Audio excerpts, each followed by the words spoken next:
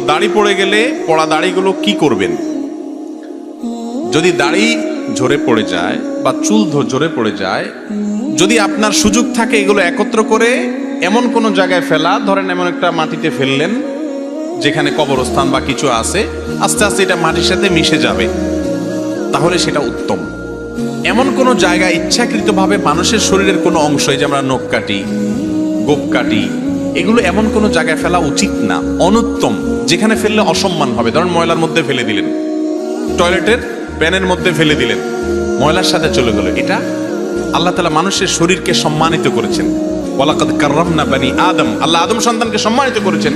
মানুষের শরীরের অপমানকর ভাবে ব্যবহার করা বা এটার অপমান হয়, এরকম কাজ করা উচিত না, অনুত্তম কাজ। কিন্তু যদি কেউ টয়লেটে ফেলে দেন, তাতে কোনো কবিরা গুনাহ হবে না, মহাপাপ হবে না, বড় কোনো অপরাধ হবে না।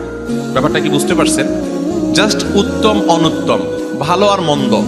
তরকারিতে লবণটা ঠিকঠাক মতো হলে ভালো, একটু এদিক সেদিক হলেও পেট ভরে যাবে, কোনো অসুবিধা হবে না বড় কোনো।